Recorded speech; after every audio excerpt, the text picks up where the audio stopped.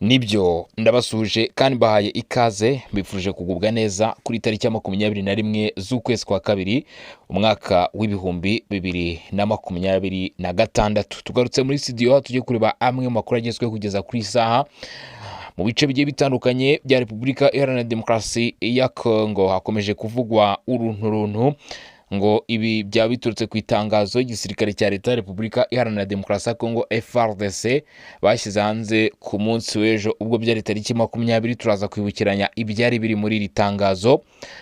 Muri aya makuru kandi turaza kugaruka muri Kivu y'Amajyepfo mu biro bya guverineri w'intara Kivu y'Amajyepfo Profeseri Jean-Jacques Purusadiki. Turaza kureba n'ibiki byavugiwe muri ibi biro bikomeje kurikoroza hano mu karere ka Afurika y'ibiyaga bigari. Uze kuba hafi mu by'ukuri wumve amakuru ari guturuka muri ibyo bice. Ni mu gihe imirwano igikomeje, turerekeza mu bice byafashwe n'igisirikare cya leta ya Kongo byambuwe abarwanya umutwe witwaje intwaro 23. Ibyo bice byose turaza kugenda tubigarukaho muri groupement ya Kibabi. Ahanga turaza kuhagaruka muri shefuri ya Buhunde. Ube hafi wumve iby'aya makuru kuko mu by'ukuri byakaze. Kivu y'Amajyepfo ku munsi w'ejo hakomeje kugenda humvikana imirwano yaje gusiga mu barwanya umutwe wa 23 ndetse na MRDP twirwaneho bari muri iyi mirwano bahaganye n'ubutegetsi bwa leta ya Repubulika Iharanira Demokarasi ya Kongo. Bivugwa ko neza rwose ngo bamwe muri bo basize ubuzima nk'uko aya makuru abidutangariza cyangwa se abiduhamiriza. Igoma hakomeje ingendo z'abayobozi bagiye batandukanye zitegura mu by'ukuri ishyirwa mu bikorwa ry'ifungurwa ry'ikibuga cy'indege mpuzamahanga ndetse kandi nanone no kuba ubuyobozi bwa guverinoma bwagaruka hano. Noneho mu by'ukuri kugeza uyu munsi amakuru avuga ko uwo bita Hajara Habib, komiseri w'Uburayi ushinzwe gucunga ibibazo n'ubutabazi bw'ikiremwa muntu, yageze Igoma yakirirwa n'abayobozi b'umutwe wa 23 barimo na Colonel Nanga Yeburo, aho baganiriye kuri byinshi. Nabyo turaza kubigarukaho iby'urugendo cyangwa se iby'uruzinduko rw'uyu munyaburayi, turebe uko byifashe.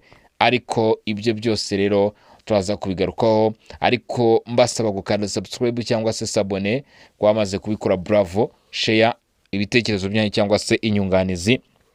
Turaza gukomeza kugenda mu by'ukuri tubyakira.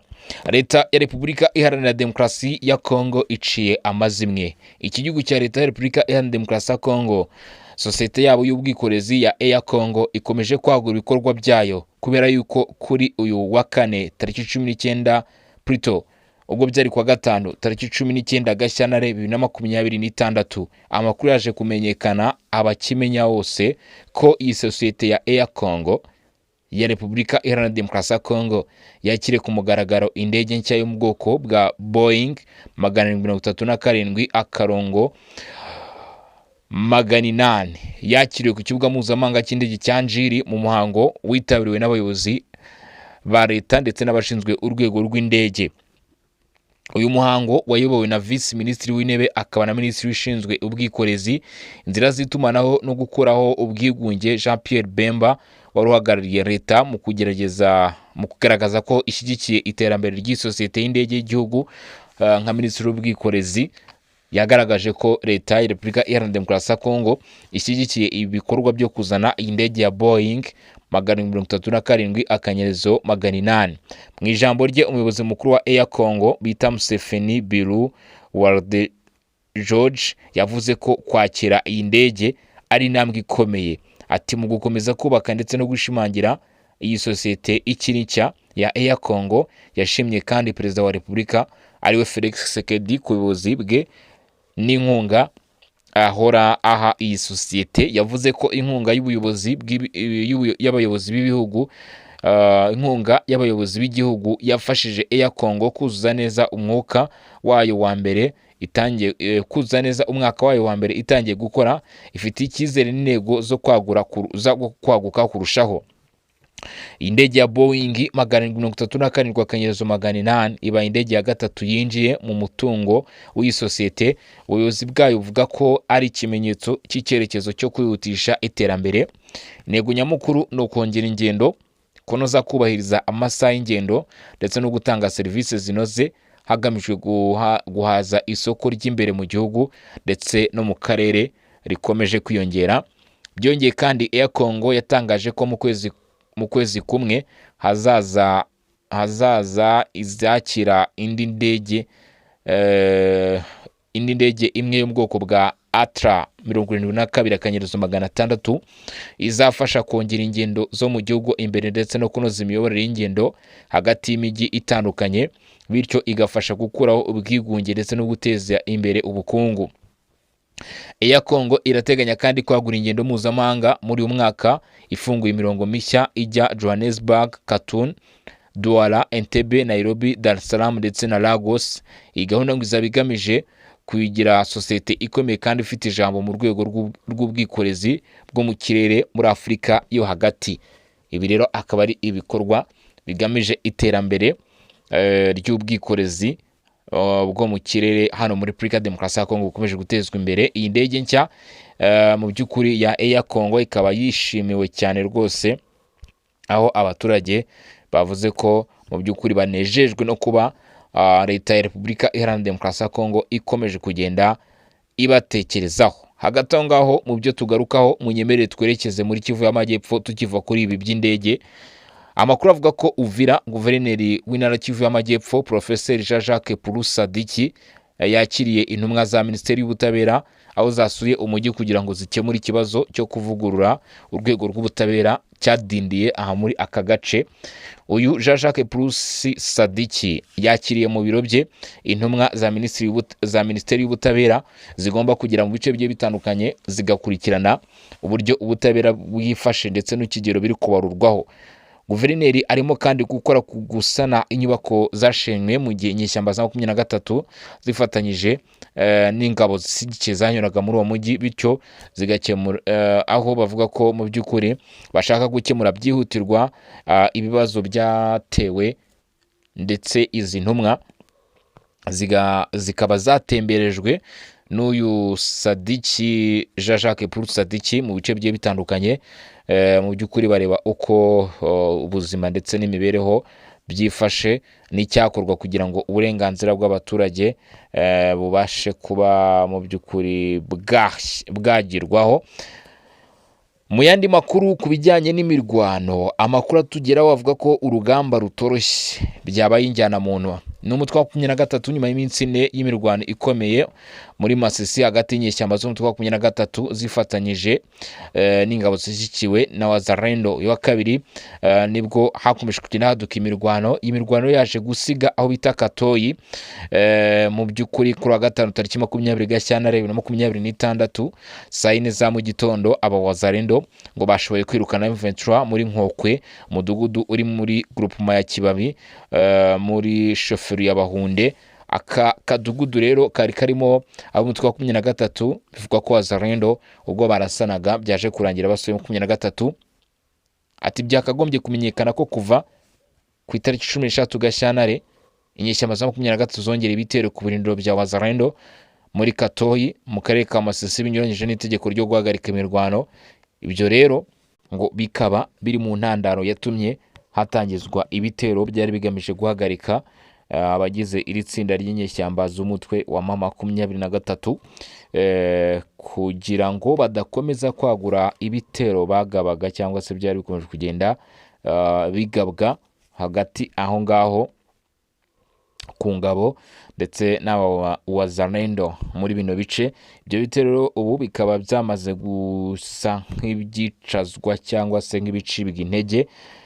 Ni mu gihe amwe mu yandi makuru agenda tugeraho atugaragariza ko kugeza uyu munsi intumwa zigiye zitandukanye nyuma ya Viva d'Après ndetse kugeza kuri ubu ngubu hari n'abandi bakomeje kugera hano muri Repubulika Iharanira Demokarasi ya Kongo. Aha ngaha rero nta kindi kigamijwe cyangwa se nta yindi mpamvu bari kuza usibye ko bashaka gushakira amahoro n'umutekano Repubulika Iharanira Demokarasi ya Kongo nk'uko bigenda bigaragazwa kugeza uyu munsi. Umuyobozi w'agateganyo w'umuryango w'abibumbye ishami rishinzwe gukurikirana ibikorwa by'umutekano hano muri Repubulika ya Demokarasi ya Kongo asimbuye Madamu Bintou Keita weguye yarutse kuhagera, aho mu by'ukuri ari nayo ndege ya mbere yari ihageze. Ntabwo ari wenyine gusa rero wagombaga kuhagera, n'abandi bagiye batandukanye bagombaga kuba bahagera. Ariko hagati aho ngaho, mbere yuko dukomeza utu duce twa Katoyi na Nkokwe, aha ngaha Nkokwe rwose aka gace kafashwe, Wazalendo bakaba bahagaragaye rwose, amafoto yabo akaba yagiye ahagaragara bari muri utu duce. Katwinjire rero mu makuru nanone ku rundi ruhande, ati nabonye amasezerano afatika atanzwe n'impande zose nahuye nazo kandi nizeye ko azashyirwa mu bikorwa.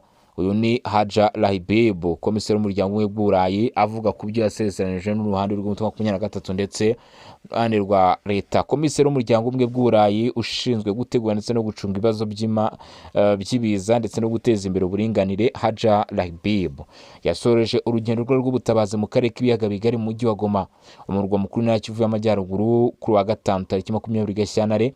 Yakirwa n'abayobozi b'umutwe wa M23 bayobowe na Colonel Nanga, umuhuzabikorwa wa politike cyangwa se umutwe w'uruzi rwa Kongo. Nyuma y'ibiganiro yavuze ko yatumnywe n'abaminisitiri b'ububanyi n'amahanga b'ibihugu 27 bigize umuryango umwe bw'Uburayi kugira ngo akore raporo ku kibazo cy'ubutabazi gikomeje kuzamba muri aka karere mu mezi ashize. Nyuma yo gusura Kinshasa, Bujumbura, Kigali ndetse na Goma, yashimangiye ubutumwa bumwe: gusaba impande zose kubahiriza amategeko mpuzamahanga arengera ikiremwamuntu.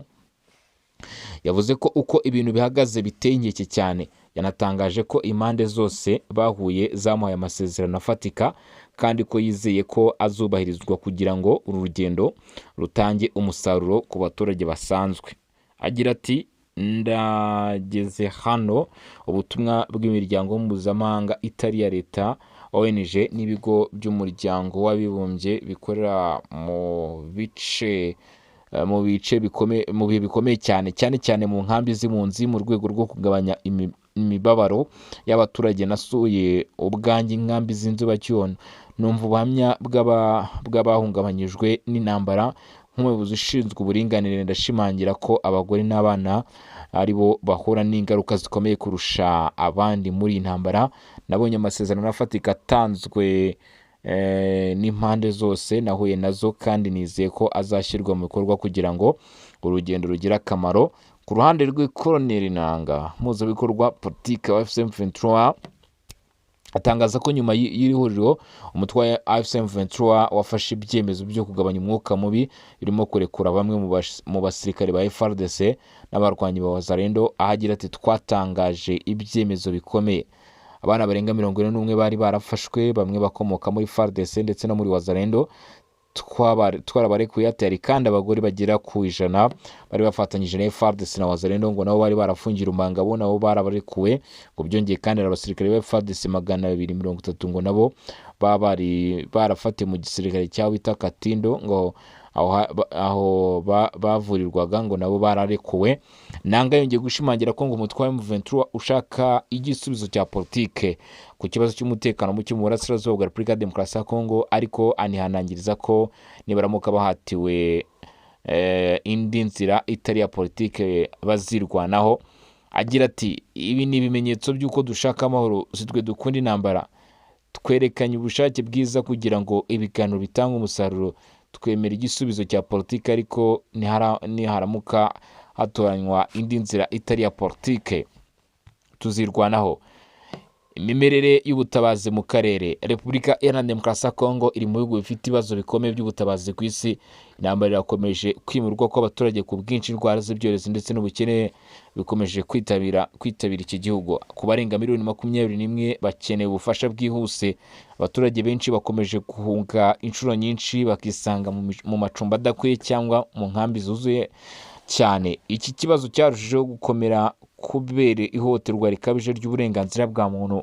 Ihohoterwa rishingiye ku gitsina rifitanye isano n'intambara ndetse n'ikibazo gikomeye cy'ibura ry'ibiribwa, aho abantu bagera kuri miliyoni 28 bibasiwe n'inzara. Burundi naho ibibazo by'ubutabazi biracyari byinshi. Impunzi z'abarundi zibarirwa mu bihumbi byinshi zikiri mu bihugu by'ibituranyi, kandi hari n'abimuwe imbere mu gihugu batewe n'ibiza nk'imyuzure n'isenyuka ry'imisozi. abatahutse nabo bahura n'ingorane zikomeye zo kongera kubaho neza ndetse no kubona ibikenewe by'ibanze nk'ibiribwa, ubuvuzi, amazi ndetse n'isuku. Hasi biravugwa ko kugeza umunsi hari amakuru avuga ko abacancuro bari kongererwa muri Kivu y'Amajyepfo, aba bakaba bagomba koherezwa muri uyu mujyi wa Uvira, ndetse na nyuma y'uko Minembwe ifashwe akaba aribo bagomba kuba bayirinda.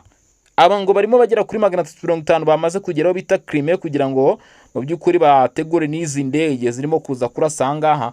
Hama nyuma yaho gato, nyuma y'uko Minembwe irabifashwe, nk'uko mubona ko FARDC irimo irabishyiramo n'ingufu zikakaye nyinshi cyane, aka gace karaza guhita kajya mu minwa ya abacancuro. Abagera kuri 350 kuri bakambitse aho bita Crimea, bategereje ko ifirimbi ya nyuma ivuga, inzogera ya nyuma ivuga, ubundi bagahita binjira hano. Abo bose n'ubundi bagiye mbere hose bakorana cyangwa se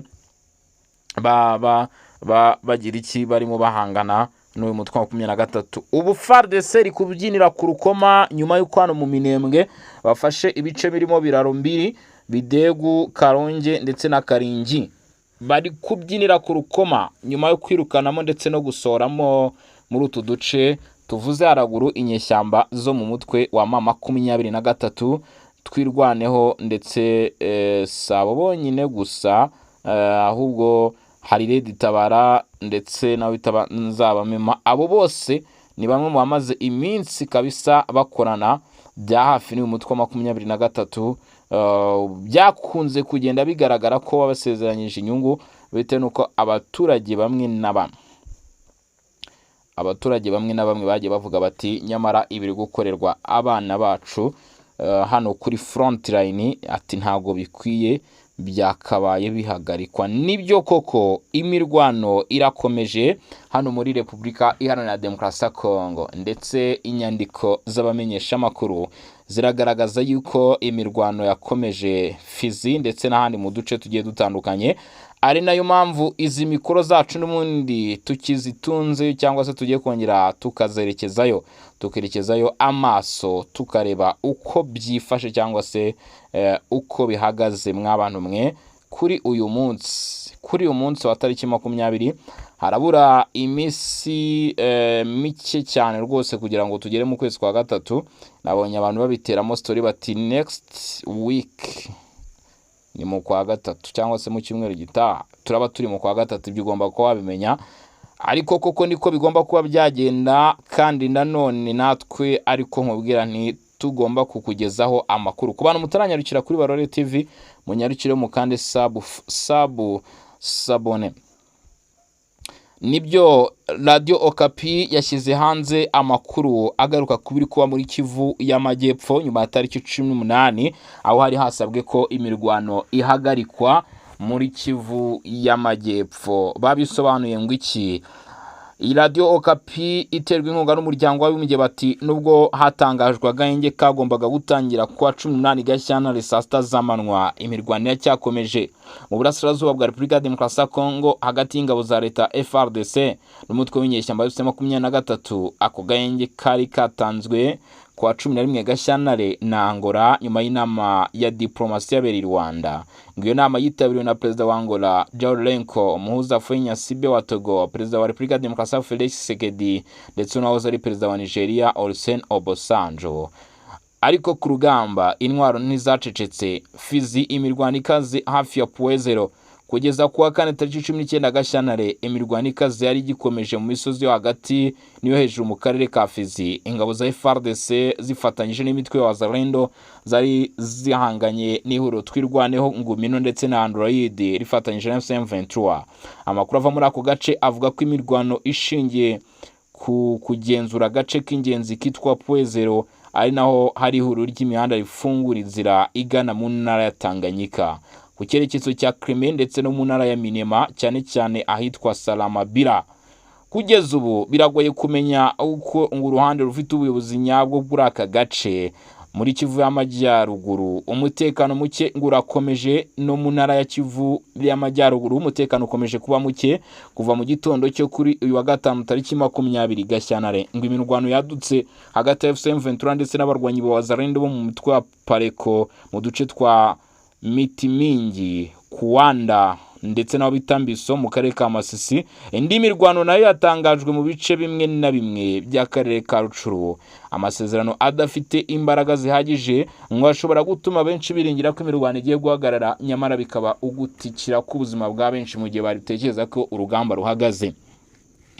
Nubwo Repubulika Iharanira Demokarasi ya Kongo yemeye ku mugaragaro agahenge katanzwe na Angola, AFC M23 nayo yari yemeje guhagarika imirwano ako kanya binyuze mu biganiro bya Doha. Mu byumweru bishize hasinywe inyandiko ebyiri zikomeye, itangazo ry'amahame rigamije agahenge gahoraho ryasinyiwe i Doha ndetse n'amasezerano yiswe ay'amahoro n'iterambere yasinyiwe i Washington hagati ya Repubulika Iharanira Demokarasi ya Kongo n'u Rwanda. Nubwo habayeho izo ntambara za diplomasi, imirwano yacyakomeje bikarushaho guhungabanya akarere kamaze imyaka myinshi karugarijwe n'umutekano muke n'intambara zidashira cyangwa se z'urudaca. Akaba haragiye hasabwa ko mu by'ukuri hagira igikorwa bigahagarara. Bitumye nerekeza Kisangani, abaturage bavuga ko bashyigikiye amasezerano ya Doha ndetse na Washington. Kubera iki? Ubwo byari kwa gatatu tariki 18 Gashyantare, igice cy'abaturage bo mu cyahoze ari ntara nkuru y'Uburasirazuba Grand Orientale bari bateraniye mu ishuri rikuru ry'ubucuruzi Ikisangani bagaragaza ko bashyigikiye ingamba mpuzamahanga zigamije amahoro, zirimo aya masezerano ari hagati ya Doha ndetse 23 na leta ya Kinshasa n'amasezerano ari hagati ya leta ya Repubulika Iharanira Demokarasi ya Kongo, Leta Zunze Ubumwe za Amerika ndetse n'u Rwanda.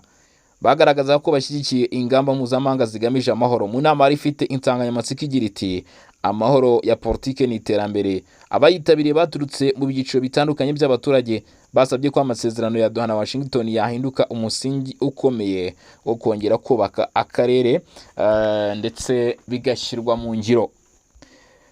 Iyi nama yateguye ku bufatanye bwa Grace Nema, umubitsi wungirije w'inteko ishinga amategeko y'igihugu, na Professeur Trésor Griso Kakumbi wo muri kaminuza ya Kisangani, ihuza imbaraga z'abayobozi n'iz'abaturage bo muri ako karere. Ubwo ndavuga iyi nama inzira yo kongera kubaka igihugu. Grace Nema yavuze ko inzira ya diplomasi Repubulika Iharanira Demokarasi ya Kongo yahisemo itagomba gufatwa nk'ikimenyetso cy'intege nke, ahubwo ngo ni amahitamo y'ingirakamaro agamije kugarura ituze mu karere. Yagaragaje kandi ko amahoro atangiye gutanga umusaruro ugaragara mu bijyanye mu mujyi ya Bunia, Kisangani, Isiro ndetse na Buta, aho imishinga yo gusana ibikorwa remezo iri gukorwa. Intego ni uko umutekano wahinduka moteri y'iterambere ry'ubukungu mbere y'ibindi bintu byose. Ikiganiro ku rwego rw'igihugu, Professeur Griso Kakumbi yakoresheje urubuga atangaza ibyavuye mu bushakashatsi yakoze ku baturage ku bijyanye n'ikiganiro ku rwego rw'igihugu giteganyijwe. Yavuze ko ibyifuzo by'abaturage bisobanutse, abaturage bashaka kuba abafatanyabikorwa bibanze muri icyo kiganiro. Yasobanuye ko ubushakashatsi bwe bwibanze ku bibazo bitatu. Bati nihe hakwiye kubera ibiganiro? Cyo ni icyambere. Kuki hagomba ibiganiro? Ni iki kigomba kurwanywa? Ku cyambere rati ni hakwiye kubera ibiganiro, ngo abaturage bemeza ko ibiganiro hagati y'abanyekongo bigomba kubera imbere mu gihugu muri Repubulika Iharanira Demokarasi ya Kongo. Icya kabiri ngo kugira ngo hakurweho inzitizi zibangamira ishingwa ry'iciciro cy'abafite ubushobozi bwo hagati.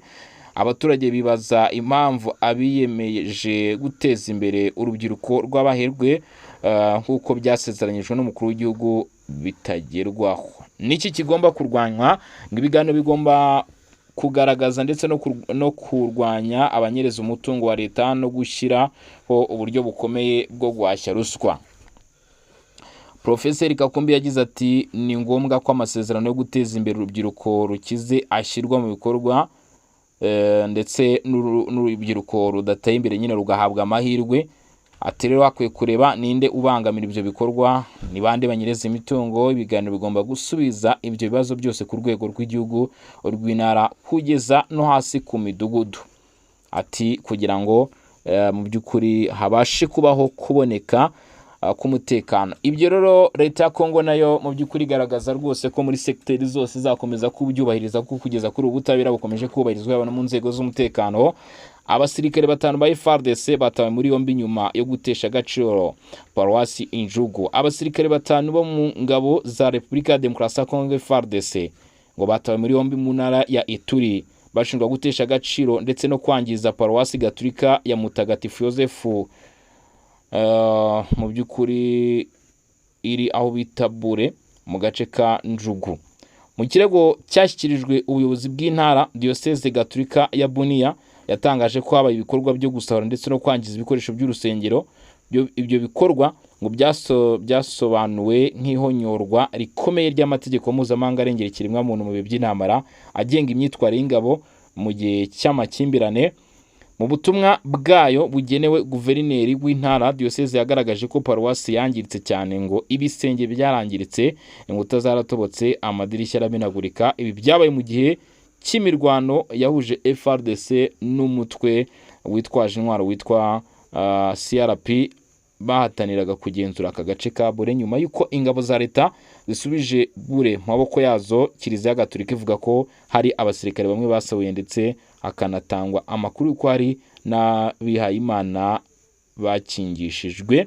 Diocese yagize iti Paruwasi Gatolika ya Mutagatifu Yosefu, umukozi ya Bure, abakozi bo muri Bure bateshurwa agaciro ku buryo bugaragara n'abasirikare ba FARDC bagenzura umujyi wa Bure.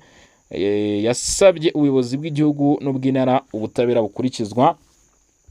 Nibwo rero haje kubaho gufata abasirikare, ifatwa ry'abakekwaho no koroherezwa mu bugenzacyaha bwa gisirikare.